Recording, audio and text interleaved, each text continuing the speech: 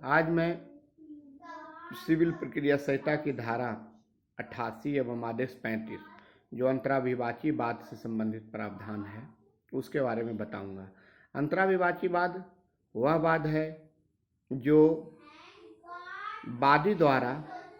प्रतिवादी के विरुद्ध इसलिए लाया जाता है कि जो वाद का विषय वस्तु है, चाहे वह ऋण के रूप में हो, धनराशि के रूप में हो, जंगम संपत्ति के रूप में हो, स्थावर संपत्ति के रूप में हो, किसी रूप में हो, वह वाद प्रतिवादियों में से किसे वापस किया जाए। अर्थात यहाँ वादी और प्रतिवादी के बीच में यदि कहा जाए तो प्रत्यक्ष रूप से विवाद नहीं होता है, बल्कि विवाद दो या दो से अधिक प्रतिवादियों के बीच में ही होता है। यहाँ पर वादी वाद के विषय वस्तु को प्रतिवादियों को वापस करने अथवा लौटाने अर्थात संदत करने हेतु तैयार भी रहता है, लेकिन वह यह निर्णय नहीं कर पाता है कि इसका सही हकदार मूल रूप से कौन है। इस हेतु वह न्यायालय के पास वाद लेकर जाता है और इस बात को हम अंतराभिवाची का बात करते हैं। इसका मुख्य उद्देश्य यह है कि वादी यह जानना चाहता है न्यायालय के माध्यम से कि जो उसके पास विषय वस्तु वाद का है वह प्रतिवादियों में से किसे लौटाया जाए। क्योंकि प्रतिवादी आपस में एक दूसरे के विरुद्ध उस विषय वस्तु से संबंधित प्रतिकूल दावा करते हैं। अर्थात ऋण हो तो ऋण के से संबंधित, धनराशि हो तो धनराशि के विरुद्ध प्रतिकूल दावा करते हैं, अथवा जंगम या स्थावर संपत्ति हो तो उसके विरुद्ध प्रतिकूल दावा करते हैं। इसलिए यहाँ पर यह बात ध्यान में रखना है कि प्रतिकूल दावा जो है प्रतिवादियों के बीच में होता है। वादी सिर्फ यह जानने के लिए न्यायालय के समक्ष उपस्थित होता है कि यह वाद का विषय वस्तु जो है वह किसे वापस किया जाए, ऋण के रूप में है तो किसे लौटाया जाए, धनराशि है तो किसे लौटाया जाए, जंगम संपत्ति अथवा स्थावर संपत्ति है तो किसे कब्जा प्रदान किया जाए, तथा वह उसमें के प्रभार एवं खर्चों का से संबंधित ही धारण करता है, उसके लिए भी वह वाद लाता है। अतः अंतराभिवाची वाद के बारे में हम यह कह सकते हैं कि यह वह वाद होता है जहां पर प्रतिवादियों के बीच में किसी ऋण, धनराशि, जंगम या स्थावर संपत्ति के संबंधित प्रतिकूल दावा रहता है। दूसरी बात, वादी वह ऋण, धनराशि, जंगम या अथवा स्थावर संपत्ति प्रतिवादी को लौटाने की इच्छा भी रखता है, परंतु वह निर्णय करने में असमर्थ होता है, इसलिए वाद लाता है कि वह किसे प्रतिवादियों में से किसे वापस किया जाए। यहाँ एक बात और ध्यान में रखना है कि यहाँ वैसे परिस्थिति में अंतराभिवाची वाद नहीं लाया जाएगा जहाँ की पूर्व में ही कोई वाद चल रहा हो और यह निर्णय न्यायालय द्वारा किया जा सकता है कि उस विषय वस्तु का मूल हकदार कौन है। वैसे मामलों में इसलिए वाद लाने की आवश्यकता नहीं है क्योंकि अंततः न्यायालय उस विषय वस्तु से संबंधित निर्णय करेगी ही, इसलिए अलग से कोई वाद लाने की आवश्यकता नहीं है। अंतराभिवाची वाद को हम एक उदाहरण द्वारा समझ सकते हैं।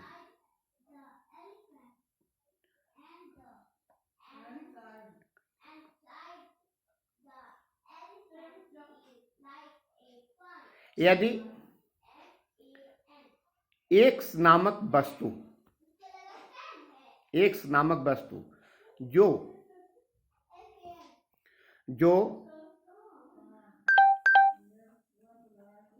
का के संपत्ति है, का अपने जीवन काल में खा को गिरवी रखता हो,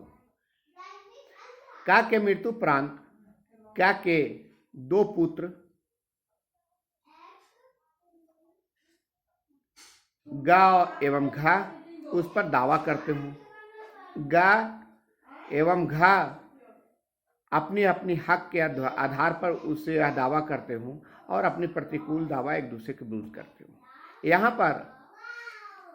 खा यह निश्चित करने में असमर्थ है कि यह संपत्ति दोनों को लौटाया जाए अथवा दोनों में से किसे लौटाया जाए, या ऐसी स्थिति में वह अंतराभिवाचीवाद ला सकता है, यदि जब तक कि वह दोनों पुत्र न्यायालय में पूर्व से कोई बात न लाए हो। तो अंतराभिवाचीवाद के बाद पत्र में आदेश 35 रूल 1 के अनुसार बाद पत्र में अन्य कथनों के अतिरिक्त निम्नलिखित कथन का भी समावेश किया जाना आवश्यक है कि वादी को यह कहना पड़ेगा बाद पत्र के माध्यम से कि वादी प्रभारों या खर्चों के लिए वाद करने से भिन्न किसी हित का दावा विवाद के विषय वस्तु में नहीं करता है। दूसरा, प्रतिवादियों द्वारा पृथक किए गए दावे कथित होंगे, अर्थात कि प्रतिवादी एक से अधिक प्रतिवादी जो हैं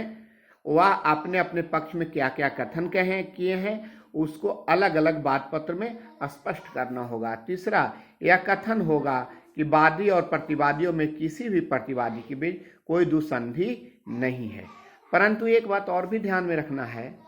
कि कोई भी अभिकर्ता या अभिधारी संपत्ति का धारण करने वाला व्यक्ति वाद अंतराभिवाचीवाद नहीं ला सकता, क्योंकि वह अभिकर्ता के रूप में है और वह अपने मालिक के प्रति दायित्वाधीन है, प्रधान के प्रति दायित्वाधीन है,